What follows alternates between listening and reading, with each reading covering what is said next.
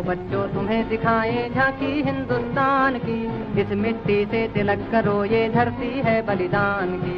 वंदे मातरम, वंदे मातरम, वंदे मातरम, वंदे मातरम। आओ बच्चों। मैं Vishnu Gopal, mother Athena school Badaun. प्यारे बच्चों, आज हम आपकी कक्षा 7 की हिंदी व्याकरण की पाठ्य पुस्तक के पाठ 4 पर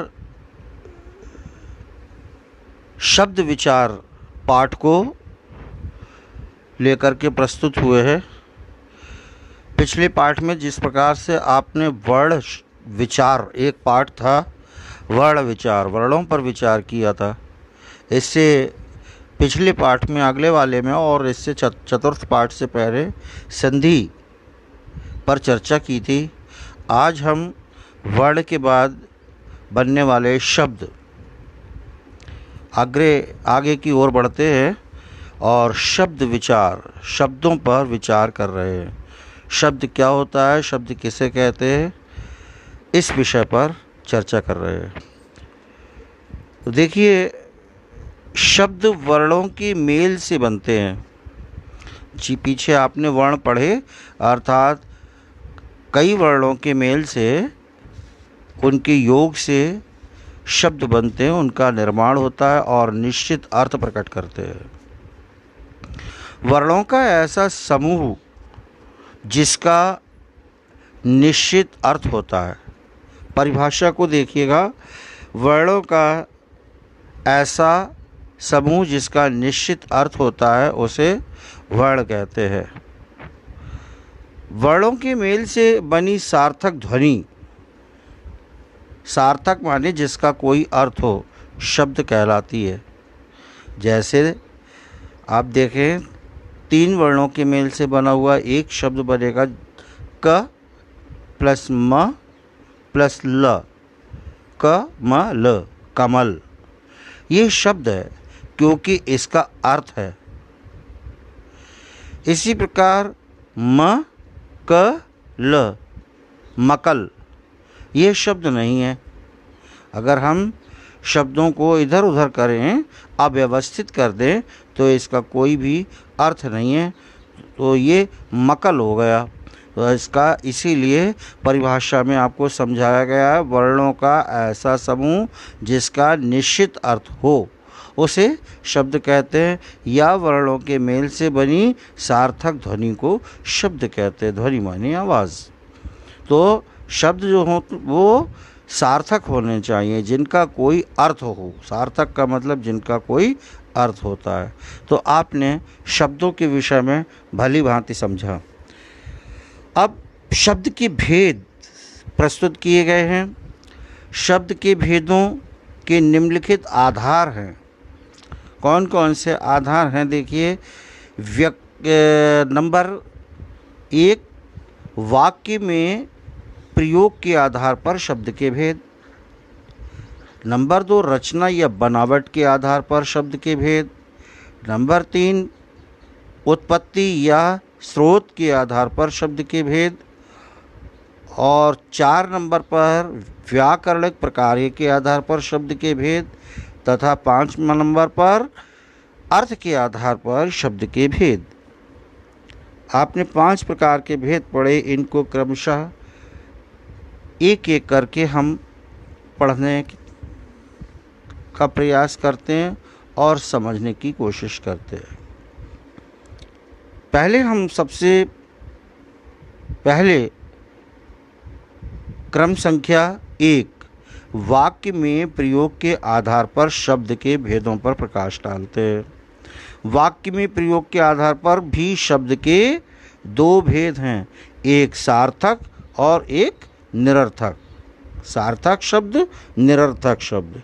सार्थक शब्द, जैसा आप ऊपर समझ चुके हैं, जिन शब्दों का कोई निश्चित अर्थ होता है उन्हें सार्थक शब्द कहते हैं, जैसे विद्यालय, घर, पुस्तक आदि।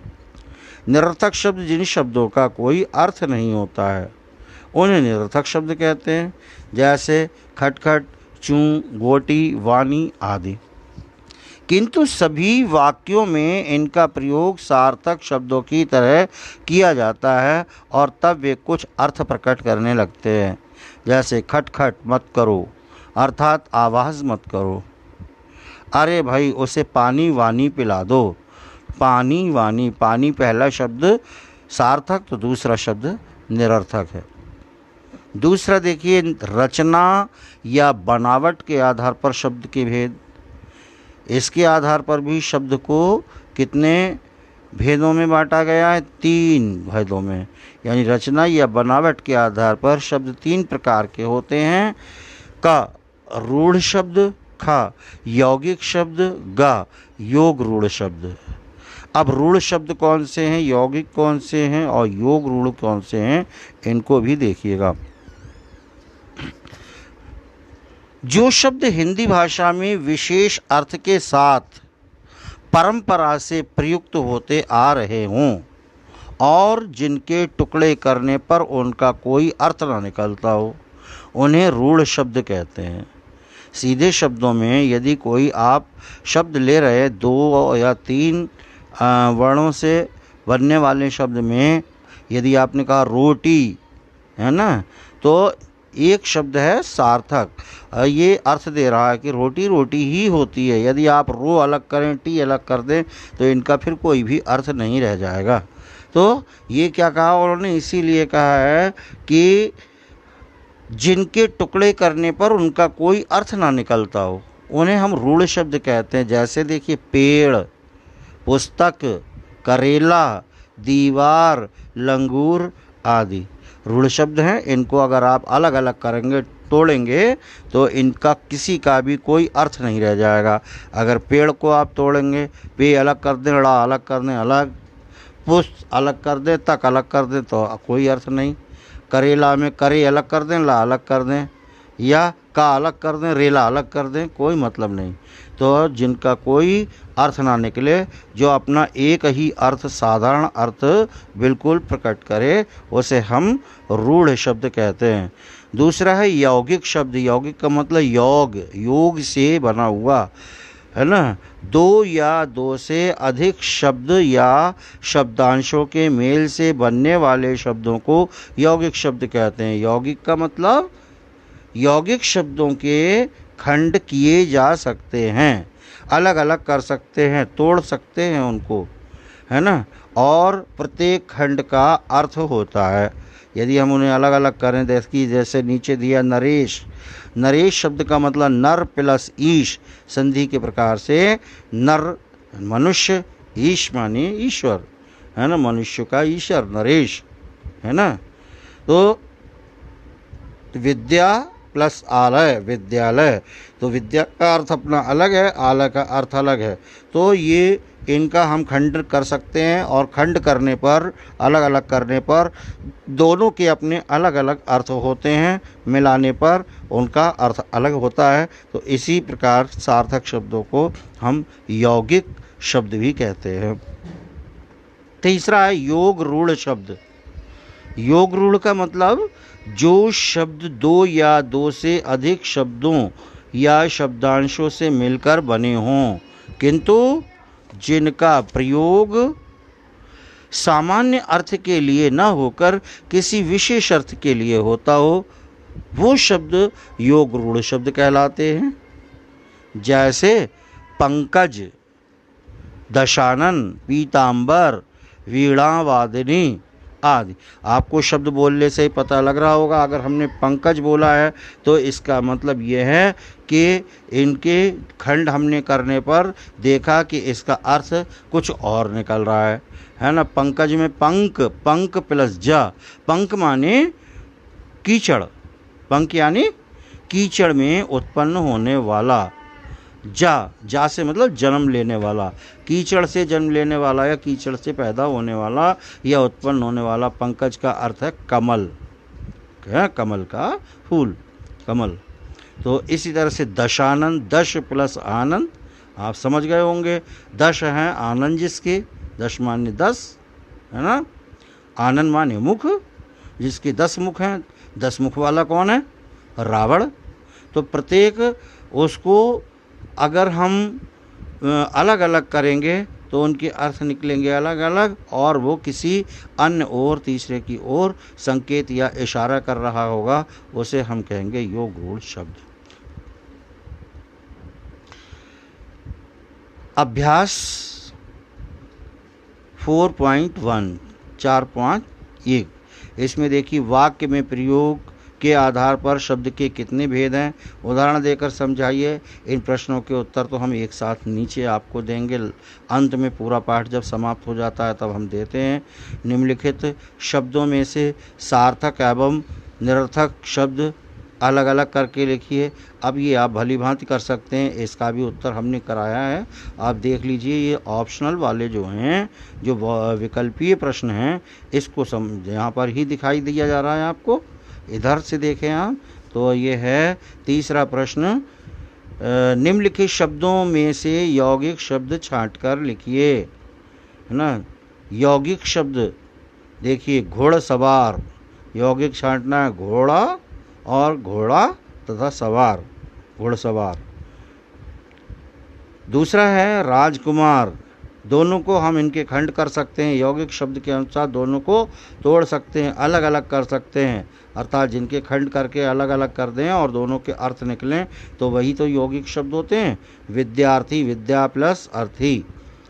पंकज, अभी आपने ऊपर पढ़ा, ये हो गया आपका। नहीं, इसके बाद ये तो चौथा सवाल है आपका, और इधर आप देखेंगे दूसरे पृष्ठ पर चौथा वाला, का, राम, रामायण, राघव, रघु, देवता, देवी, देवालय, देवल आदि, है ना। ये आपका आ रहा है। और चौथा वाला प्रश्न आप देखिए, 1 2 3 4 ये है। ये निम्नलिखित शब्दों में से योग रूढ़ शब्द छांटकर लिखिए। निम्नलिखित शब्दों में से योग रूढ़ शब्द छांटकर लिखिए। तो पहले वाला जो है उसका पंकज है, दूसरे का बीड़ावादिनी है, तीसरे का नीलकंठ है, चौथे का दशानन है, पांचवें का घनश्याम है। इनमें से कुछ तो आप ऊपर पढ़ भी चुके हैं और उनके अर्थों को समझ भी चुके हैं। आइए अब देखें नंबर 3 वाला, उत्पत्ति के आधार पर शब्द के भेद। उत्पत्ति के आधार पर शब्द के 4 प्रकार होते हैं। हिंदी भाषा में शब्द कई स्रोत से आए हैं, इनके आधार पर शब्द 4 प्रकार के होते हैं। तत्सम शब्द, तद्भव शब्द, देशज शब्द और विदेशी शब्द। पहले देखें तत्सम शब्द किनको कहते हैं। तत्सम शब्द संस्कृत के वे शब्द हैं जो उसी रूप में हिंदी भाषा में प्रयोग में लाए जाते हैं। तत्सम शब्द कहलाते हैं जैसे अग्नि, पर्वत, जल, भूमि, बानर, मुख आदि। और तद्भव शब्द का अर्थ है उनसे उत्पन्न, अर्थात जो संस्कृत वाले ऊपर शब्द तत्सम बताए गए उनसे जो पैदा होते हैं, है ना। जो शब्द संस्कृत के मूल शब्दों से कुछ बिगड़कर हिंदी में प्रयुक्त होते हैं उन्हें तद्भव शब्द कहते हैं। ये बहुत सरल हैं। इस साइड में दूसरी तरफ जैसे दिखा है, आग, पहाड़, बंदर, मुंह, मोर, दूध आदि। और देखिए इसके बाद नीचे तालिका दी गई है, कुछ शब्द तत्सम और तद्भव के, एक साइड में तत्सम है तो दूसरी तरफ तद्भव शब्द हैं। अक्षि माने आँख, अंगुष्ठ माने अंगूठा, अग्नि आग, अमूल्य अमूल, अर्ध आधा, आम्र आम, कर्ण कान, कार्य काज, काष्ठ काठ, कुपुत्र कपूत, कूप कुआं, कोकिल कोयल। तो आपको समझ में आ रहे हैं कि एक तरफ कुछ कठिन संस्कृत जैसे शब्द हैं तो दूसरी साइड में सरल शब्द हिंदी से जो संस्कृत से बिगड़ करके हमारे उसमें आए हैं, सरल भाषा में बोले जाते हैं, तो वह शब्द क्या होते हैं? तद्भव शब्द होते हैं। तीसरा है देशज शब्द, जो शब्द स्थानीय या क्षेत्रीय प्रभाव के कारण आवश्यकतानुसार हिंदी में आ गए हैं, देशज शब्द कहलाते हैं। जैसे खिचड़ी, झुग्गी, मटका, तोंद, पेट, खिड़की आदि। विदेशी शब्द का मतलब जो विदेश के हैं, बाहर के हैं। विदेशी या आगत शब्द हैं, आगत माने आए हुए, जो विदेशी भाषाओं से हिंदी में लिए गए हैं। वे शब्द अपने मूल रूप में ही हिंदी में प्रयुक्त होते हैं, जैसे होते हैं वैसे के वैसे ही, जैसे डॉक्टर, स्कूल, पेन आदि, है ना, जो कहते हो हिंदी में प्रयोग कर रहे हैं। स्कूल शब्द भी हिंदी में, पेन को भी हिंदी में, जबकि अंग्रेजी का शब्द है, डॉक्टर भी वैसा का वैसा ही। तो ये इनका आगत शब्द हैं ये, और हिंदी में आए कुछ विदेशी शब्द दिए गए हैं इसमें, हर भाषा के दिए गए हैं। देखिए अरबी के कुछ शब्द हैं, जैसे अखबार, आज़ाद, इम्तहान, कागज़, किताब, कुर्सी, तूफ़ान, मरीज़, मुकदमा आदि। इनको हम हिंदी में ही मानते हैं और प्रयोग में जो का त्यों लिख देते हैं, जबकि ये अरबी भाषा के शब्द हैं। फ़ारसी के कुछ ऐसे शब्द हैं जिनको हम हिंदी में लेते हैं, जैसे अचार, अचार ही होता है, आदमी, आसमान, ख़राब, कारोबार, खुशामद, खून, चीज़, परी, बीमार आदि। कुछ की तो हमें पता ही नहीं होती हम किस भाषा के बोल रहे हैं और हिंदी में उनको प्रयोग करते हैं। अंग्रेज़ी में स्कर्ट, फ्रॉक, बेल्ट, टाई है, television, computer, robot, pencil, pen, train, bus, truck, operation, doctor, engineer, chartered accountant, teacher, school, ball आदि। पुर्तगाली शब्द में आया, इस्पात, कप्तान, कमरा, गमला, गोदाम, तौलिया, साबुन, बाल्टी, संतरा आदि। विभिन्न प्रकार के शब्दों को हम बोलते हैं। ऐसी तुर्की भाषा में हम बोलते हैं तो कुर्ता, चाकू, तोप, बंदूक, बीबी, बेगम, सौगात आदि। तो आपने देखा कि ये विभिन्न भाषाओं के शब्द हैं विदेशी, और उनको हम ज्यों का त्यों हिंदी में प्रयोग करते हैं। उत्पत्ति के आधार पर शब्द के भेद बताइए। 4.2 अभ्यास का उत्पत्ति के आधार पर शब्द के भेद। ये तो जो प्रश्न है पहला और दूसरा ये पीछे आपको मिलेगा ही, हर अभ्यास का हम आपको बता चुके हैं कि एक साथ ही करवा देंगे। आगे देखिए तीसरा प्रश्न ये भी है, नीचे ही दिया गया है। इसमें निम्नलिखित शब्दों में से तत्सम, तद्भव, देशज तथा विदेशी शब्दों को अलग अलग करके लिखिए। इसके अनुसार सब लिखे गए हैं, आप इसमें पढ़ेंगे और देखेंगे तत्सम शब्द भी हैं, तद्भव शब्द भी हैं, देशज भी हैं, विदेशी हैं। ये सब हम ऊपर बता भी चुके हैं, मिला करके लिखे गए हैं। आपको केवल इन शब्दों को छांटना है और पढ़ना है, लिखना है, देखना है और समझना है। चौथा प्रश्न ऊपर दिया गया, विकल्प, उचित विकल्प छांटकर लिखिए। इसमें भी गया दूध का तत्सम शब्द दुग्ध, है ना, दिन का तत्सम शब्द दिवस, रात का तत्सम रूप क्या है मतंग, आँख का तत्सम रूप क्या है नेत्र, वधु का तद्भव रूप है क्या बहु, और कार्य का तद्भव रूप है काम, मित्र का तद्भव रूप है मीत तथा रात्रि का तद्भव रूप है रात। इस प्रकार से आइए अगले पृष्ठ पर देखते हैं। व्याकरणिक प्रकार्य के आधार पर शब्द के भेद। व्याकरणिक प्रकार्य के अनुसार प्रयोग के आधार पर शब्द दो प्रकार के होते हैं, विकारी और अविकारी। विकारी शब्द, अविकारी शब्द। विकारी शब्द देखें, जो शब्द लिंग, वचन, कारक, काल आदि की दृष्टि से बदल जाते हैं। ध्यान देना है, जो शब्द लिंग, वचन, कारक, काल आदि की दृष्टि से जिनमें परिवर्तन होता है, बदल जाते हैं, उन्हें विकारी शब्द कहते हैं। इनका नाम है, उनमें विकार उत्पन्न हो जाता है, बदलाव हो जाता है, परिवर्तन हो जाता है, उन्हें विकारी कहते हैं। और वो कौन से हैं? संज्ञा, सर्वनाम, विशेषण और क्रिया, इनके रूप परिवर्तित हो जाते हैं। लिखे हुए नीचे, जैसे संज्ञा है, संज्ञा शब्द है नदी, नदी, नदियाँ, नदियों, तो ये किसके हिसाब से बदल रहे हैं? वचन के हिसाब से बदल रहे हैं। पहाड़, पहाड़ी, पहाड़ियाँ, ये भी बदल गए हैं। सर्वनाम, सर्वनाम शब्द बदला मैं, मेरा, हम, हमारा, जिसने, जिन्होंने। ऐसी विशेषण को भी हम कह सकते हैं छोटा, छोटे, छोटी, लिंग के अनुसार बदल सकते हैं। हरा, हरी, हरे, है ना। क्रिया, गया, गई, गए, नहाता, नहाती, नहाते। अविकारी शब्द, जो शब्द लिंग, वचन, कारक और काल आदि की दृष्टि से नहीं बदलते, उन्हें अविकारी शब्द कहते हैं। अविकारी शब्द भी 4 हैं, क्रिया विशेषण, संबंध बोधक, समुच्चय बोधक, विस्मयादि बोधक। इनके रूप कभी परिवर्तित नहीं होते, ये नहीं बदलते। अविकारी का मतलब जिनमें कोई विकार नहीं हो, जिनमें कोई परिवर्तन नहीं हो, ये हमेशा वैसे ही रहते हैं। देखिए क्रिया विशेषण, मैं माता पिता की सेवा आजीवन करूँगा।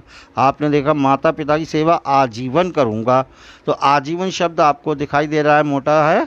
इसको हम इस तरह बोलें, मैं अपने लिए स्वयं के लिए एक वचन में है, और अगर हम कहें हम माता पिता की सेवा आजीवन करेंगे।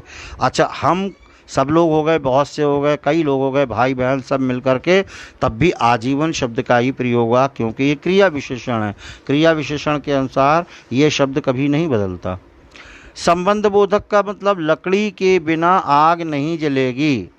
लकड़ी के बिना आग नहीं जलेगी, के बिना जो आप देख रहे हैं कलरफुल है, आग नहीं जलेगी। या फिर आप कहें लकड़ियों के बिना आग नहीं जलेगी, तब भी ठीक है। तो के बिना ये नहीं बदलेगा, संबंध बोधक है। समुच्चय बोधक, अनुपमा और मंदाकिनी ने कपड़े खरीदे, और अनुपमा और मंदाकिनी के साथ भी और रहा, ये स्त्रीलिंग है अनुपमा और मंदाकिनी, तथा श्रवण लिंग के अनुसार, और अशोक ने कविता पढ़ी, ये पुल्लिंग है।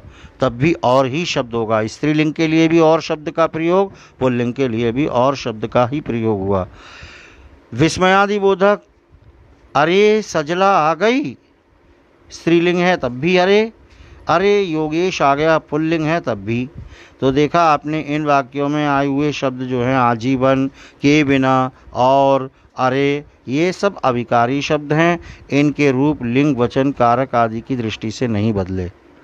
तो आप इसकी अभी अभ्यास को 4.3 अभ्यास के 4 प्रश्न ये हैं।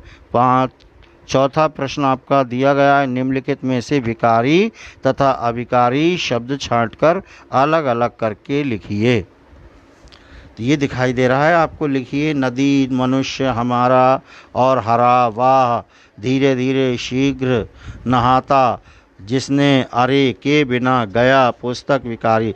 तो विकारी शब्द इसमें देखिए जिनमें विकार नहीं हो वो शब्द है नदी, मनुष्य, हमारा, हरा, नहाता, गया, पुस्तक। जिनमें विकार उत्पन्न हो जाए, है ना, तो ये विकारी हो गए। और जिनमें अविकारी विकार नहीं हो वो और, वाह, धीरे धीरे, शीघ्र, जिसने, अरे, के बिना, ये अविकारी शब्द हैं। इसमें से छांट के आप लिख सकते हैं, आपको समझ में आ गया होगा। 5वां है अर्थ के आधार पर शब्द के भेद। अर्थ के आधार पर शब्दों के भेद। अर्थ के आधार पर शब्द 6 प्रकार के होते हैं।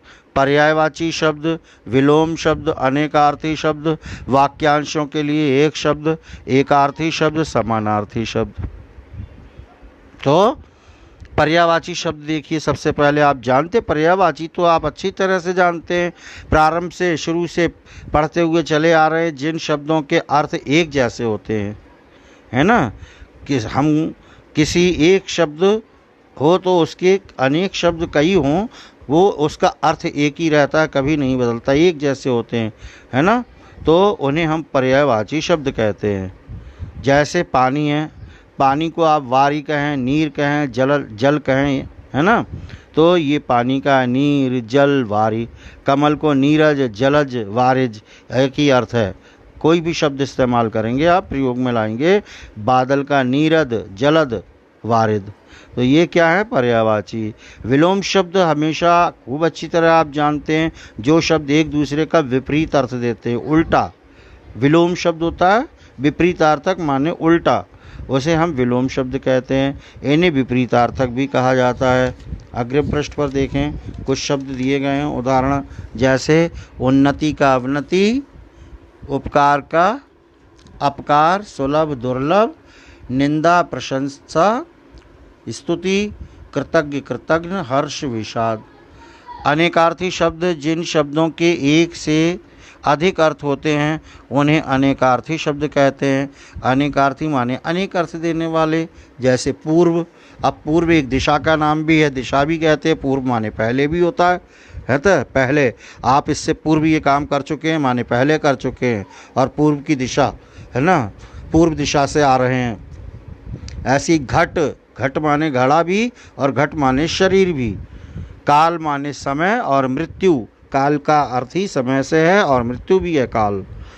कर हाथ, किरण और टैक्स, तीर, किनारा और बाण, कुल, वंश और सब, कुल मिलाकर इतनी चीज़ें दे दो है। वंश, तुम्हारे कुल में, तुम्हारे वंश में कौन रह गया है। इस प्रकार से इन शब्दों का प्रयोग हम करते हैं। ये कहलाते हैं अनेकार्थी शब्द, अनेक अर्थ देने वाले। वाक्यांश के स्थान पर एक शब्द, कई वाक्य हैं, उनके स्थान पर हम एक शब्द का प्रयोग करते हैं। अनेक शब्दों के स्थान पर आने वाले एक शब्द को वाक्यांश बोधक शब्द कहते हैं। जैसे उपकार को मानने वाला, उपकार को मानने वाला कृतज्ञ, उपकार को ना मानने वाला कृतघ्न, जो सरलता से प्राप्त होता हो सुलभ। और पांचवा एकार्थी शब्द, जिन शब्दों के एक एक अर्थ होते हैं, शब्दों के एक एक अर्थ होते हैं, उन्हें एकार्थी शब्द कहते हैं। केवल एक ही, दूसरा नहीं होता। पीड़ा, पीड़ा माने दर्द, नृत्य माने नाच, ग्रह माने घर, सूर्य माने सूरज। तो फिर उन्हें हम क्या कहते हैं? एकार्थी शब्द, एक अर्थ देने वाले। अगला वाला है चा समानाभासी शब्द युग्म। शब्द युग्म का मतलब युग्म माने जोड़े से होता है। कुछ ऐसे शब्द होते हैं जिनकी वर्तनी में भिन्नता होते हुए भी उच्चारण में इतना कम अंतर होता है कि वे एक समान सुनाई देते हैं, एक जैसे लगते, बहुत थोड़ा अंतर होता है तो, परंतु उनके अर्थ सर्वथा भिन्न होते हैं।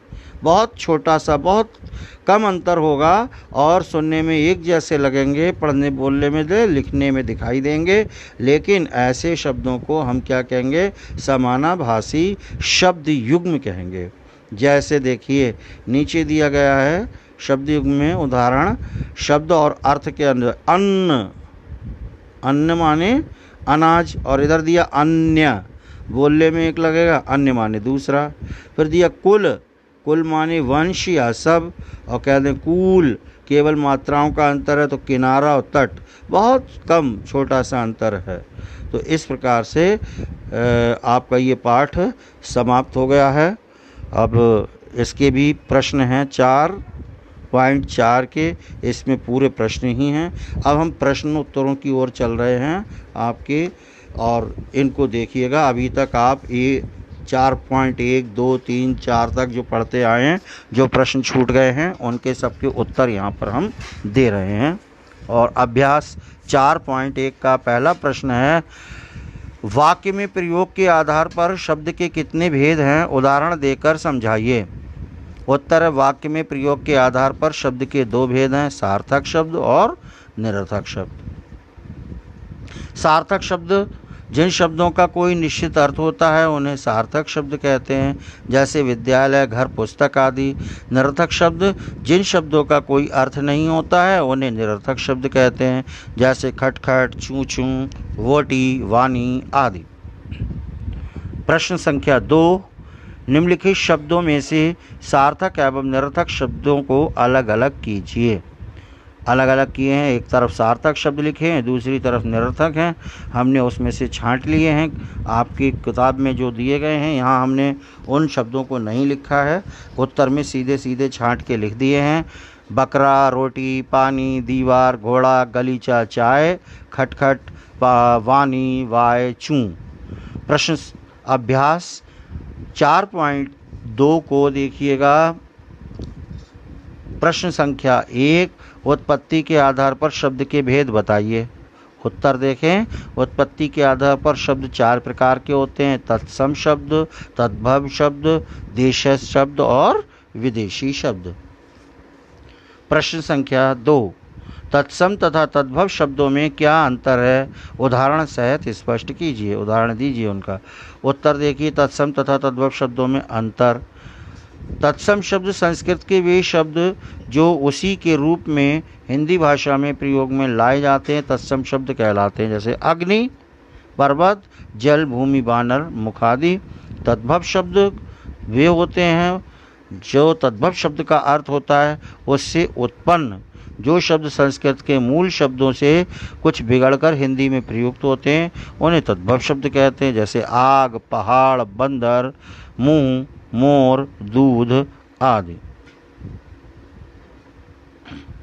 व्याकरणिक शब्द में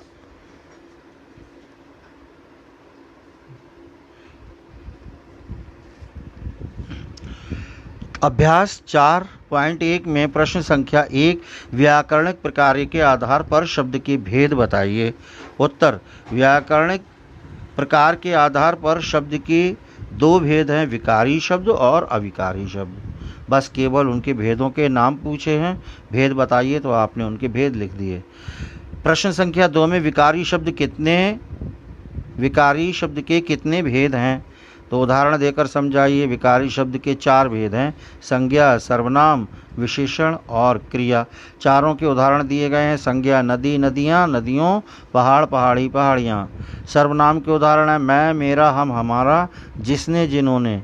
विशेषण के उदाहरण है छोटा, छोटे, छोटी और हरा, हरी, हरे। तथा क्रिया का उदाहरण गया, गई, गए, नहाता, नहाती, नहाते। अविकारी शब्द प्रश्न संख्या 3 अविकारी शब्द के भेद उदाहरण देकर स्पष्ट कीजिए। इसके भेद दिए गए हैं। अविकारी शब्द के 4 भेद हैं, क्रिया विशेषण, संबंध बोधक, समुच्चय बोधक, विस्मय आदि बोधक। प्रत्येक के बारे में बताया गया है। क्रिया विशेषण, मैं माता पिता की सेवा आजीवन करूंगा, हम माता पिता की सेवा आजीवन करेंगे।